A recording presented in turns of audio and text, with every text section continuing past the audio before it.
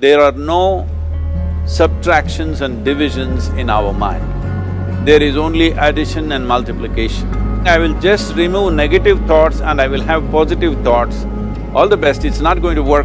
It's just that you need to pay little attention as to how it functions. You will see there is a distinction between what is you and what you have gathered.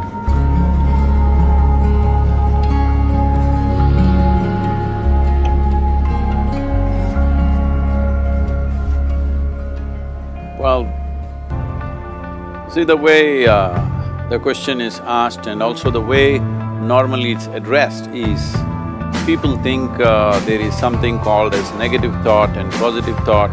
They want to remove the negative thoughts and have only positive thoughts. For such people, I would ask them to just experiment for 10-15 seconds. Let them forcefully remove one thought from their mind. For example, next 10 seconds, just don't think of a monkey. Try not to think of a monkey for next 10 seconds. You will see you will be full of monkeys. So what I'm saying is, this is the nature of your mind, because in this mind, all the three pedals are throttle. There is no brake, there is no clutch. Whatever you touch, it will only go faster. In this kind of mind, people have been taught from moral teachers and religious teachers, do not think about bad things. Well, since then it's been a full-time job. So there is no way you can handle the mind like this. This doesn't need any great enlightenment. If you spend 2 minutes with your eyes closed, you will realize you cannot do anything forcefully with this mind. So, I want to remove negative thoughts. Do not ever go in this direction, because what you want to remove will become your quality. Always you will be on it. So what should I do? The thing is this, without understanding the fundamental mechanism of this mind, because our mind, human mind, is the most sophisticated computer on the planet. Even all the supercomputers have come out of this. When this is the case, is it not important that we understand the mechanics of how it functions? One simplistic aspect of how it functions is, there are no subtractions and divisions in our mind. There is only addition and multiplication. If you try to do something with it, it will say one more. If you try hard, it will multiply into many more. In this mind, you don't try to identify what is positive, what is negative and try to remove it. First of all, one needs to understand, this mind of yours, this body of yours is supposed to serve you. The life that you are is important. Body and mind are vehicles that must serve us. If you sit in a vehicle, it must go where you want to go. If it goes to its own destination, what is the point of such a vehicle? It's just a nuisance. Right now, most human beings are unfortunately experiencing this fantastic possibility of human mind as a nuisance, as a troublesome thing. Well, this is the most beautiful thing you have. It's just that you need to pay little attention as to how it functions. One simple thing is this. First and foremost process is, that's why we put out this process called Isha Kriya. This is to distance yourself from your physiological and psychological process. There is something called as you which exists.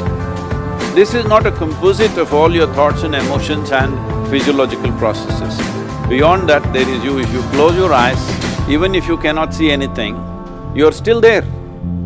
It is through the window of your eyes that you're looking out, but if you close your eyes, it doesn't mean that you don't exist, you still exist. So beyond your thought, you still exist, beyond your emotion, you still exist.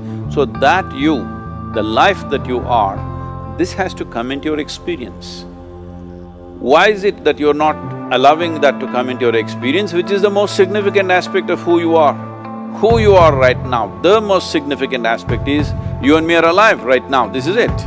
What I'm thinking, what you're thinking is not the important thing. We are alive right now, that is the important thing. So, it is important that you focus on this fundamental sense of aliveness within you, and then you will see there is a natural distance between you and your thought process. Once there is a distance between your psychological process and your physiological process, this is the end of suffering. Because there are only two kinds of suffering that human beings go through, physical suffering and mental suffering. Once you create a little space between you and your mind, between you and your body, this is the end of suffering. This is something every human being has to experience and know.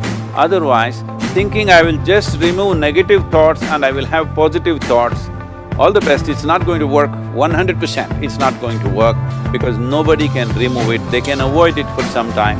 So when negative thoughts come, you say Ram Ram, Shiva Shiva, whatever you want, but this is just avoiding, it's not gone. The moment you stop that, it will pop back with great force, otherwise it'll come back in your dreams. So it's very important. First of all, you need to understand your anger, your resentment, your fear, your anxieties, the negativity that you generate. Generally, resentment, anger, it is always directed towards somebody. But we need to understand this is poisons that we are drinking and expecting somebody else to die. Fortunately, life doesn't work like that. If I drink poison, I die.